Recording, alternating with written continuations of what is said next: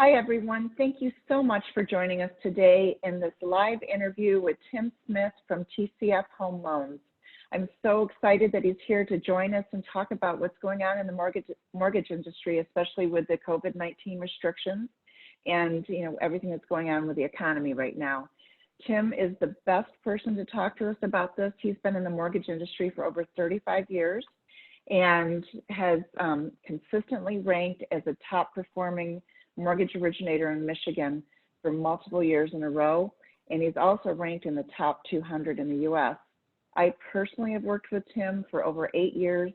I've had many clients work with him. They all give him rave reviews, so I'm so glad he's here to join us today. And thank you so much, Tim, for being here for us. Thank you, Jody. That's pretty nice. I've been working with Tim for a while, and I think he's awesome. So thank you, Tim, for helping us out. And because I know a lot of people have questions right now about the mortgage industry, Sure. what's going on with rates, and what's going to happen when restrictions lift. So let's talk about first, now that we're in this restricted environment, how is that impacting the mortgage industry? What do you see coming up? Well, so far with the restrictions, we've had some very positive things and we've had some negative things. So it's really interesting. The good news is mortgage rates have come down dramatically as a result of the COVID situation. It's affected the economy in such a way that mortgage rates are now at about a 30-year low. So that's been really good. That's prompted a ton of people to refinance their home loans. So there's a lot of people that are able to take advantage of this downturn, save some money, improve their cash flow each month. So in that respect, it's been pretty good. The closings are still going very well. We're still working with the title companies. The process is going well. Appraisers are getting out to properties to do appraisal reports. There's also some circumstances where we don't even need an appraisal of the property any longer. So, the process is all moving very well, even with the stay-at-home order. The negative side is that, the high unemployment that this has caused some people to not be able to make their mortgage payments. And all the lenders are now offering something called forbearance, where they're able to skip some house payments, not really skip them, but move them to the back end of the mortgage or add them to some mortgage payments down the road to make their current cash flow easier. The challenge that's presented for the industry is that even though the buyers aren't making the house payments, the lenders are still required to make the house payments to the investors. And that's created a liquidity shortage. That's had an impact on the types of mortgages that are being offered. Some types of loans have become more restrictive. So certainly if you're putting a low down payment, the credit standards have risen a bit on some of the low down payment products. New construction is on a temporary hold at the moment. We're not doing construction draw loans until that industry starts moving along. So there's been a little bit of, tightening of the industry as far as credit is concerned. We expect that to improve pretty quickly though. That's great. Yeah. So what do you foresee happening once restrictions are lifted? Do you think it's going to be a year or two till we're back on our feet, a couple months? What are your feelings on it? I know it's just your personal feeling, but I'm just curious because you're an expert. Sure. Well, the things that we know about the housing industry and the economy, it was very strong going into this situation. This isn't like 2008 where the economy was turning. There were a lot of bad loans that were out there. People were overbuying. House prices were going up quickly. The fundamentals of housing going into this crisis were much stronger. So we had, good job growth. We had good wages. People's savings patterns were much better. We had a lot of equity in their homes. So even if values go down a little bit, people have the room to handle that in this environment. So the underwriting standards got a lot stricter after 2008, which in the end, has been a blessing because people are going to be in better position. So while this is very difficult, certainly for those that are unemployed, it's going to come back much faster. And I can already feel we're doing a lot of pre-approvals. There's a lot of inquiries about people that are ready to go out and see houses once this stay-at-home order is lifted. So I think there's going to be a pent-up demand. We're going to see people getting out there. They're going to be motivated by the very low interest rates. They're going to be seeking maybe a deal if a seller's in a stressful situation and needs to sell quickly. There'll be some new buyers that are motivated by that to maybe try and get a better price. So I think it's going to be a matter of months, and we're going to be, I would expect the spring market's going to be delayed to the fall market, and we're going to be very busy. That sounds great. Darn it, I thought I was going to get a rest in the fall.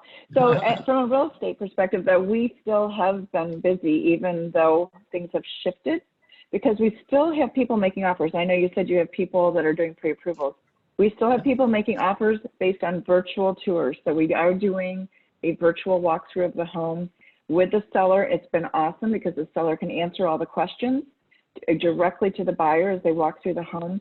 And so, but definitely it's not like it was last spring, but we are still busy. But I'm looking forward to the fall, Tim, so thanks.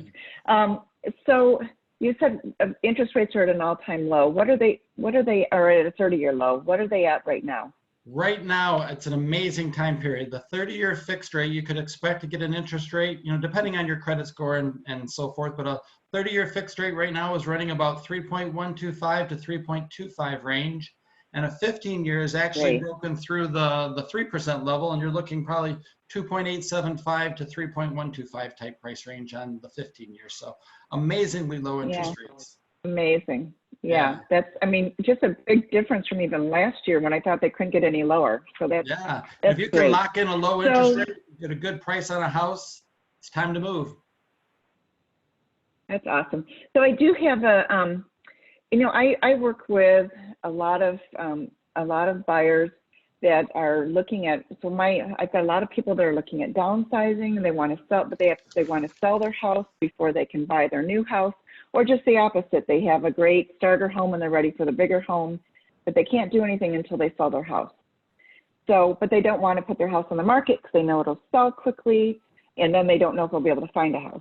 So how can you help them with that type of situation? I know you've helped me a couple times with bridge loans. Can you tell us a little bit about that?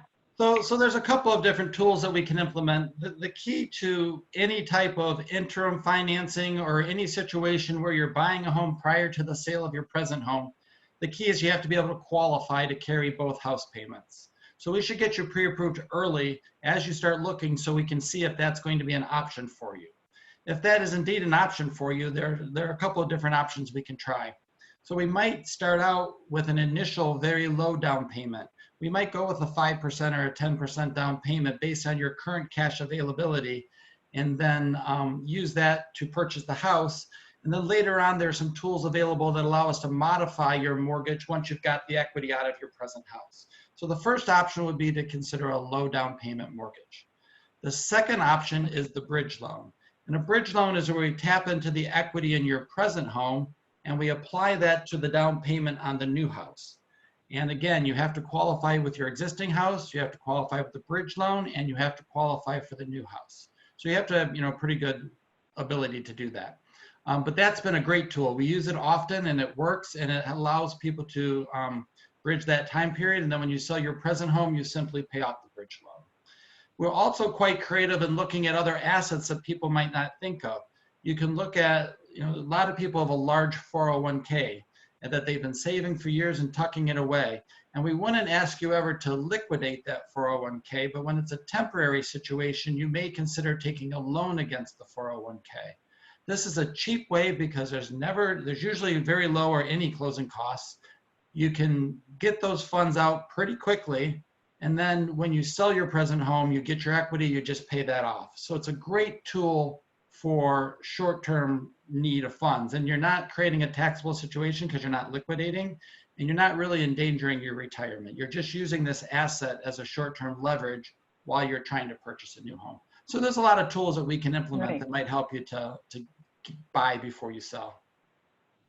Yeah, that's awesome. I think I've had people deal with all three of those scenarios, and they've worked very smoothly. So you know, there's a lot to be considered if you're in the situation where you need to sell to buy. If you're looking at your first home, how would they get a hold of you to talk about their individual situations and to get an idea of what type of mortgage they could afford and what their options are? Sure. How would somebody get a hold of you?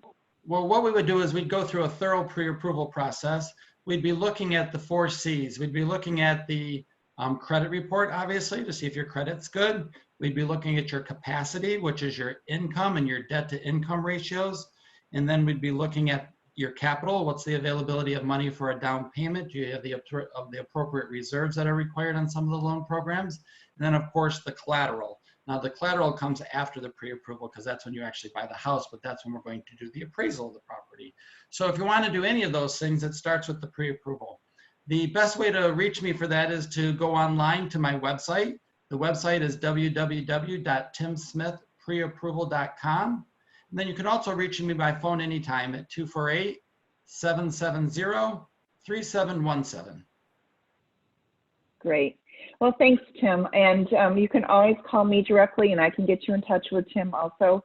I do know with his online approvals, pre-approvals, it's a very smooth process. You can do it at midnight, get the kids to bed, get all your chores done, do your work, whatever it is, watch your favorite movie, and then fill out your application and you'll have a response in the morning. So if you ever need to talk to me or I can help you get a hold of Tim also.